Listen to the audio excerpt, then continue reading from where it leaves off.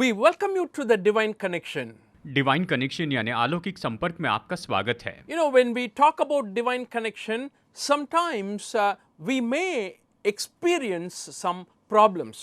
जब हम अलौकिक संपर्क की बात करते हैं तो शायद कई बार हम कुछ समस्याओं का अनुभव करें। The other day when my son's phone was not working, he was trying to charge the phone, it was not charging.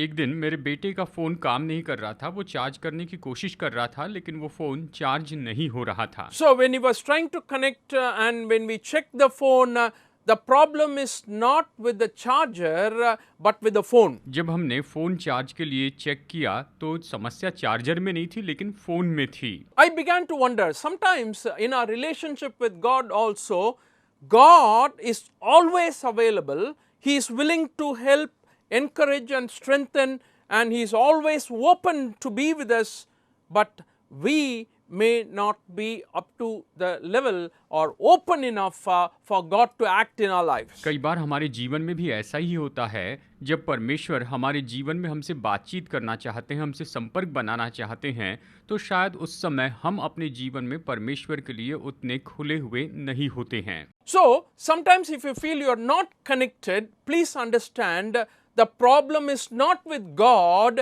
the problem is with us only. यानी कई बार जब आप इस तरह से महसूस करते हैं कि आप उसके साथ जुड़े नहीं हैं, तो समझ लीजिए समस्या परमेश्वर में नहीं है, समस्या तो केवल हम में ही है। Because He as His Father and our Creator is perfect and He always likes to have this wonderful relationship that He is longing for always with us. और वो तो पिता हैं, वो तो सिद्ध हैं और वो हमेशा इस तरह का संबंध हमारे साथ में चाहते हैं। Divine connection is crucial to make our life better every day. प्रतिदिन हमारे जीवन को बेहतर बनाने के लिए अलौकिक संपर्क तो बहुत ही जरूरी है। If you remember, we were talking about marriage in our programs recently. आपको याद होगा हाल ही में हम अपने प्रोग्राम में विवाह के बारे में चर्चा कर रहे हैं। How to lead a happy life. कैसे एक खुश जीवन जी सकते हैं। We said when you have to lead a happy life, you have to follow certain instructions given in the Word of God. जब हमने कहा कि अगर आपको खुश जीवन जीना है तो परमेश्वर के वचन में जो निर्देश दिए गए हैं उनका पालन करना है। When we speak about leading a happy life, we want to talk only from the Bible. जब हम खुश जीवन जीने के बारे में देख रहे हैं तो हम केवल बाइबल में से आपको बताना चाहते हैं। You know why? The Bible is our guide.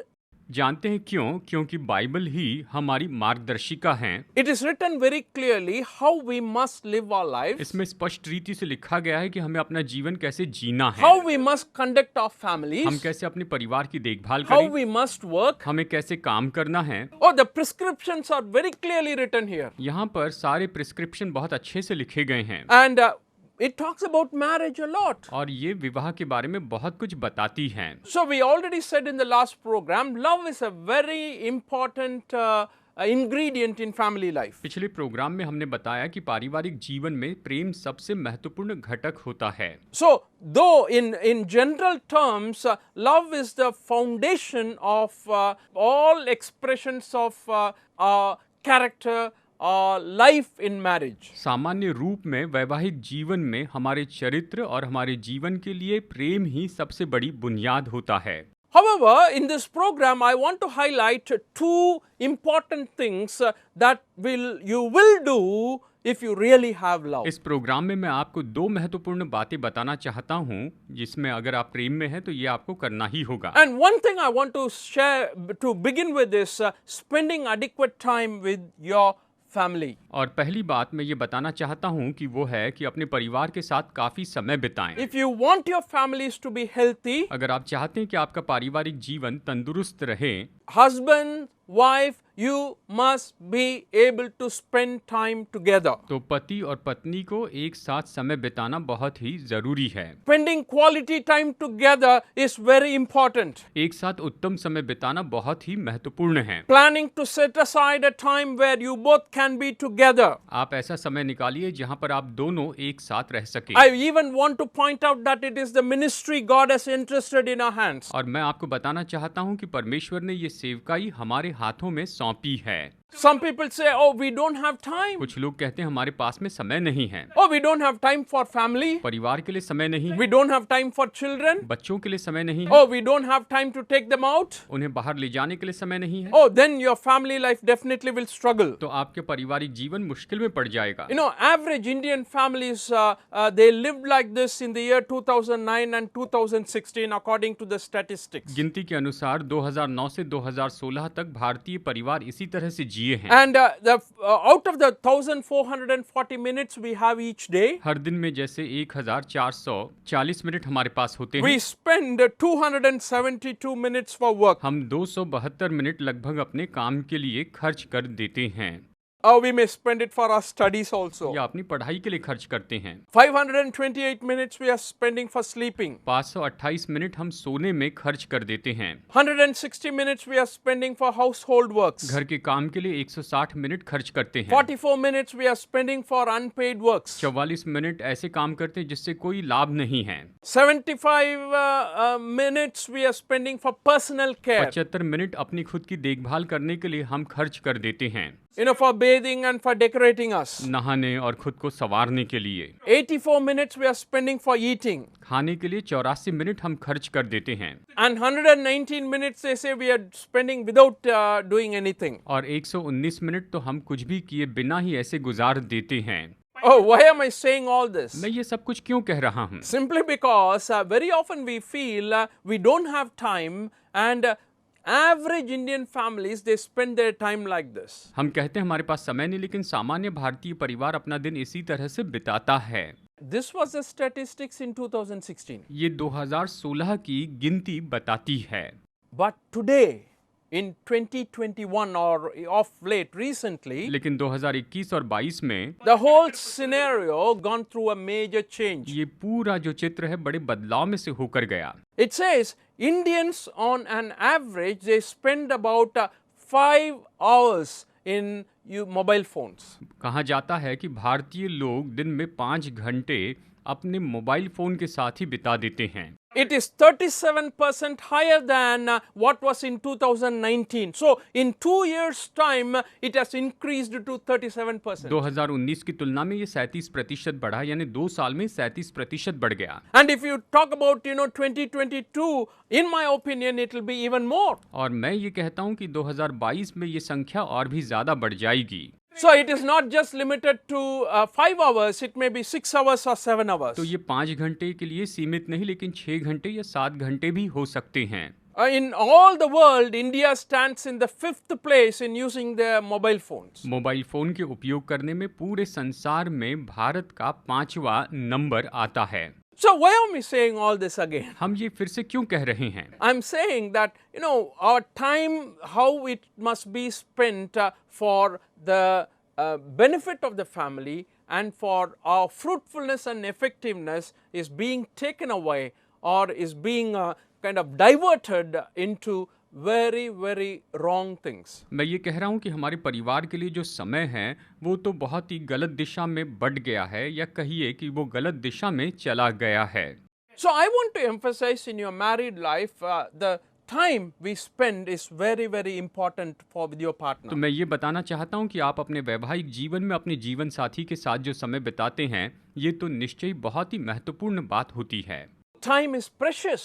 समय जो है वो तो अनमोल होता है, You cannot get it back. आप इसे वापस नहीं पा सकते। So when you spend time with your spouse, it means you are giving the gift, a very precious gift that you have for her. जब आप वैवाहिक जीवन में अपने जीवन साथी के साथ समय बिताते हैं तो इसका अर्थ है कि आप उसे बहुत ही अनमोल भेंट दे रहे हैं। And some people have this misunderstanding, oh, we must not spend time, we must not be happy, and we must not be, joyful in married life. और कुछ लोगों के अंदर ये गलतफहमी होती है कि हमें वैवाहिक जीवन में समय नहीं बिताना चाहिए, हमें खुश नहीं होना चाहिए। The Bible puts it the other way. Bible इसे बिल्कुल विपरीत तरीके से बताती है। Ecclesiastes 9:9. सबोपदेशक 9:9। Let me read it for you. आइए इसे पढ़ते हैं। Enjoy life with your wife whom you love all the days of this meaningless life that God has given you under the sun. All your meaningless days, for this is your lot in life and in your toilsome labor under the sun. अपने व्यर्थ जीवन के सारे दिन जो उसने सूर्य के नीचे तेरे लिए ठहराए हैं, अपनी प्यारी पत्नी के संग बिताना, क्योंकि तेरे जीवन और तेरे परिश्रम में जो तू सूर्य के नीचे करता है, तेरा यही भाग है। इस तरह से ये कहता है। So when I say it's like be together, spend time together, it is not, oh, I'm with her or I'm with him, just sitting and watching another TV program. जब मैं कहता हूँ कि उसके साथ में समय बिताए, तो इसका मतलब ये नहीं कि मैं अपने पति के साथ हूँ या अपनी पत्नी के साथ हूँ और एक साथ बैठकर टीवी प्रोग्राम देख रहे हैं। It is not sitting next to each other and each of them having their own mobile phones and reading a book or something like that. ये इस तरह से नहीं कि दोनों एक साथ बैठे हैं लेकिन अपने मोबाइल फ़ोन को अपने हाथ में लेकर किताब पढ़ रहे हैं या कुछ और कर रहे हैं। That's not what I'm talking about. मैं ये नहीं कह रहा हूँ। It is like doing things together, planning things together, at least in a day.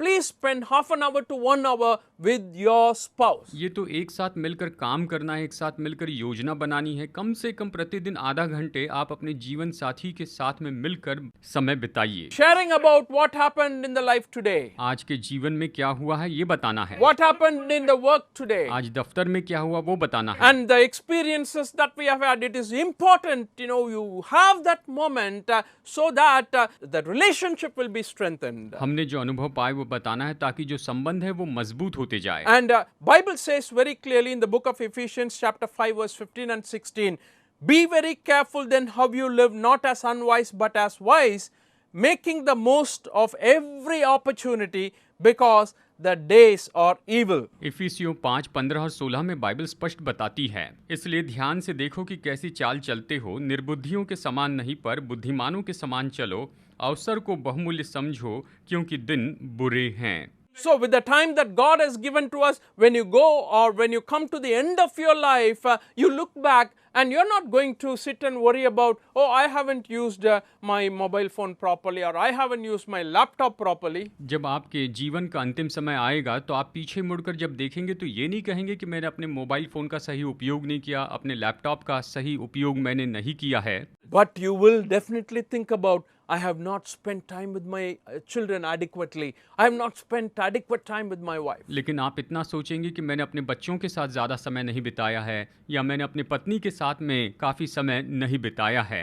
My dear friends, families are breaking up today because they are not able to spend time together. मेरे प्यारे दोस्तों, आज परिवार इसीलिए बिखर रहे हैं, टूट रहे हैं क्योंकि वो एक साथ समय नहीं बिता रहे हैं। Families are breaking up because any one of the partners are addicted to internet. आज परिवार इसीलिए बिखर रहे हैं, टूट रहे हैं कि कोई एक जीवन साथी जो है वो तो इंटरनेट का आदी हो चुका है, उसी में समय बिताता है। And spending time like this, friends, I want to tell you, it is a service to God, whether you believe it or not. और अगर आप वैवाहिक जीवन में अच्छा समय बिताते हैं तो ये निश्चय ही परमेश्वर के लिए सेवा होती है। I want to emphasize this after the music break. संगीत के ब्रेक के बाद मैं इसको आपको विवरण से समझाऊंगा। And it is something that God has put in my heart to share with you. और ये ऐसी बात है जो प्रभु ने मेरे दिल में रखी है कि मैं आपको बताऊं। Because I deal with a lot of families in our churches. मैं हमारे चर्च में बहुत से परिवारों के साथ व्यवहार करता हूं। I see the struggles that they are going मैं through. उनकी कश्मकश को देखता हूं। And a lot of them are needing guidance and help from God and from His Word. उनमें से बहुत से लोगों को परमेश्वर और उसके वचन की ओर से मार्गदर्शन चाहिए। And that's what we are also presenting to you. If you're going through such struggles, definitely go to God's Word, get the help from the Word of God, and definitely your life will change and improve. यही तो हम कहना चाहते हैं कि अगर आप ऐसी कश्मकश में पड़े हैं तो परमेश्वर के वचन में जाइए और परमेश्वर के वचन से ही आप अपनी सहायता लीजिए। We are talking about the importance of family life and living a happy married life. हम पारिवारिक जीवन के महत्व और एक खुश वैवाहिक जीवन जीने के बारे में चर्चा कर रहे हैं।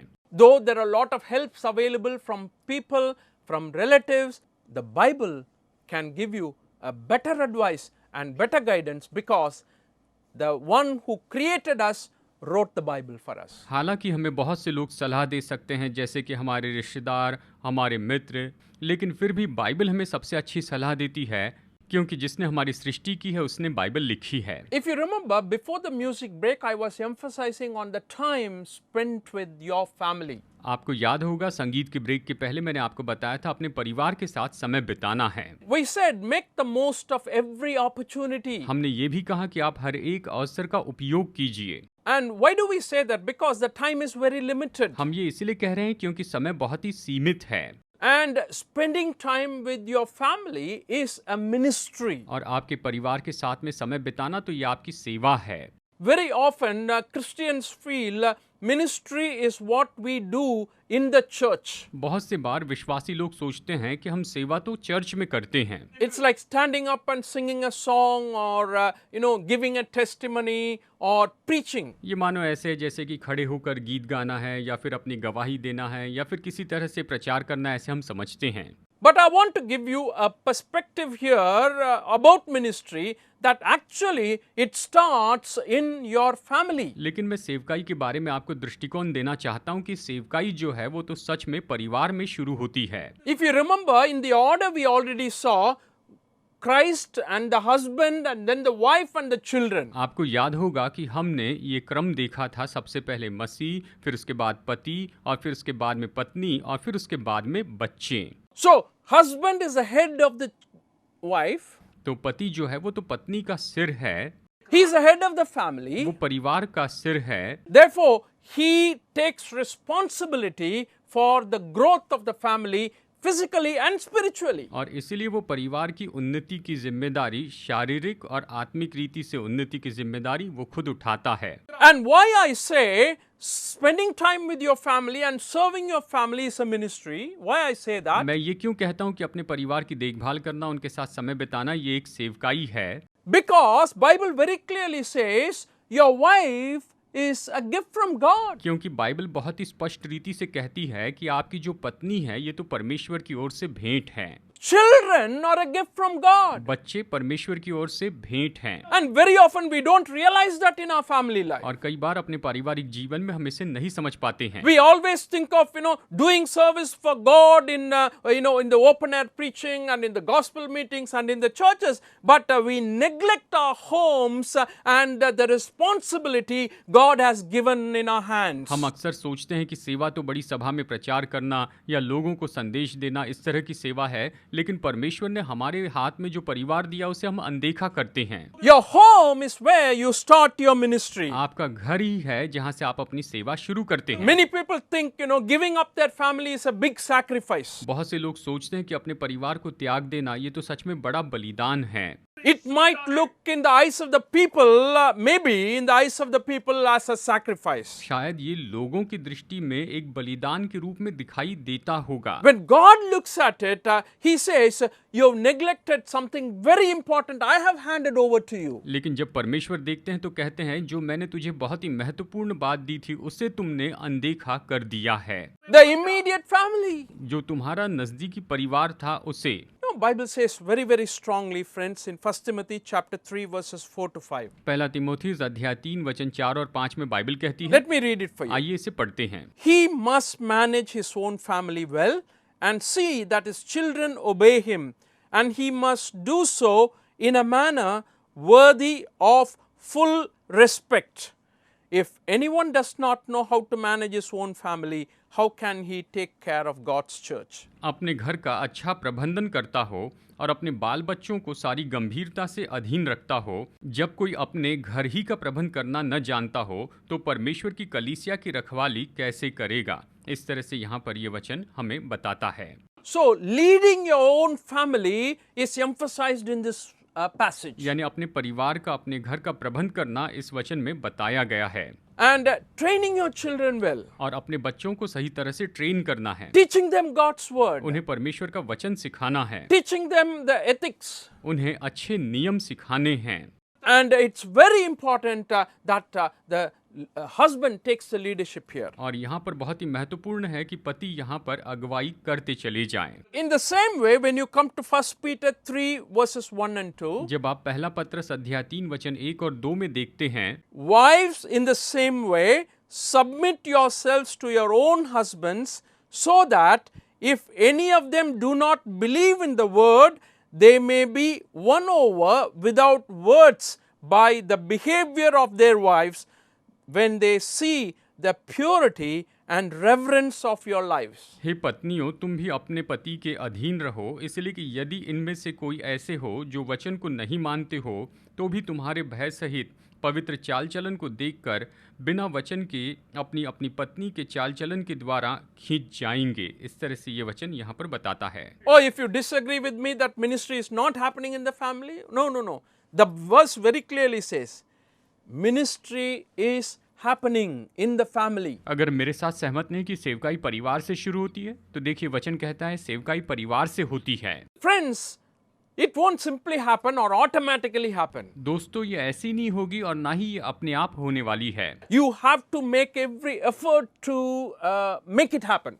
आपको इसे करने के लिए निश्चय हर एक कोशिश करनी होगी। And that's what this verse is teaching us. ये वचन हमें यही तो सिखाता है। It's not simply telling husbands you must manage your own family well. ये नहीं कहता है पति अपने परिवार की अच्छे से देखभाल करो। It's also telling wives you must be submissive to your husbands. ये पत्नियों से कहता है कि तुम अपने पति के अधीन रहो, So that if any of them do not believe the word, कि अगर उनमें से कोई वचन पर विश्वास नहीं करता है, you will be able to win your husband. तो तुम अपने पतियों को जीत पाओगी। When they see the purity of your life, जब वो आपके जीवन की शुद्धता को देखेंगे, the way you respect him, जिस तरह से आप उसका आदर करते हैं, the way you honor him, जिस तरह से आप उसका आदर करते हैं, that will change him. ये उसे बदल देगी। इस तरह वचन कहता है। Your life can be a witness in your family. आपके परिवार में आपका जीवन गवाह हो सकता है।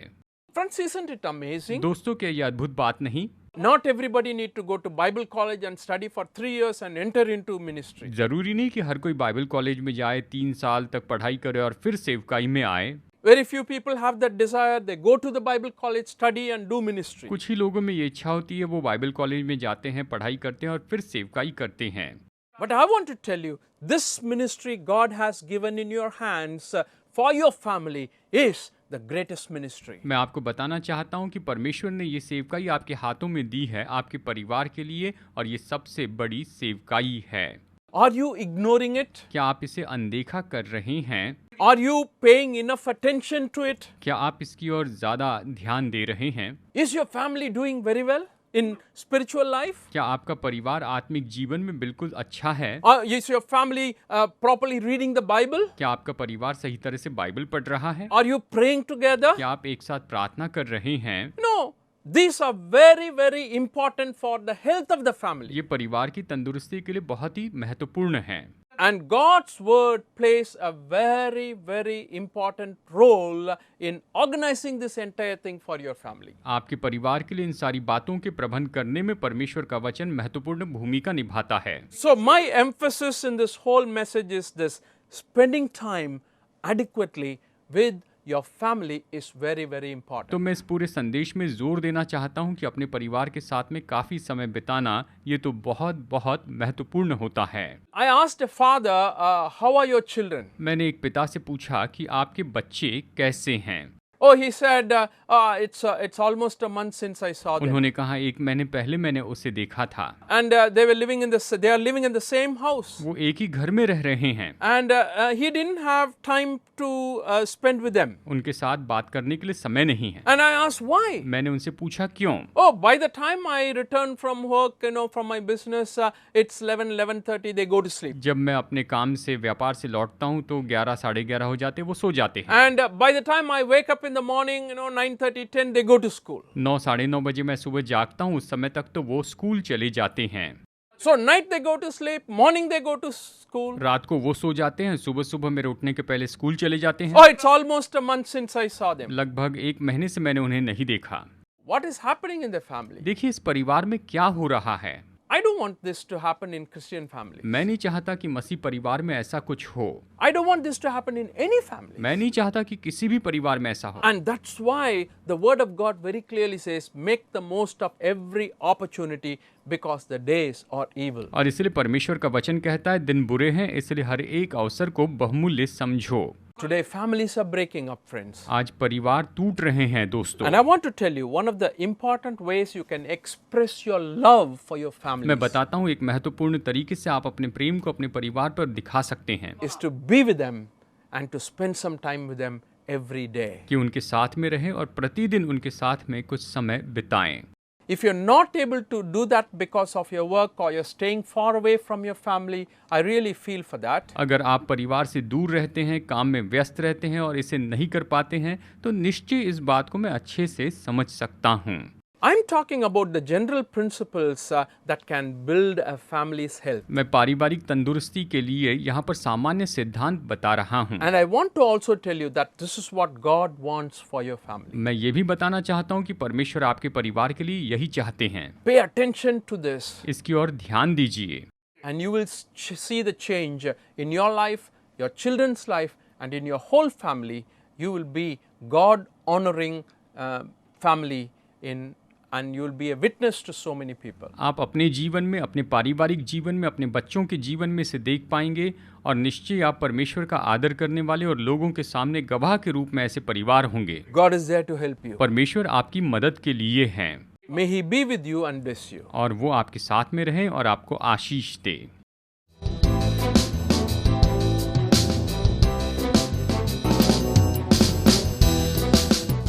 Study the Word of God in a private and personal way through our online study website. Contact number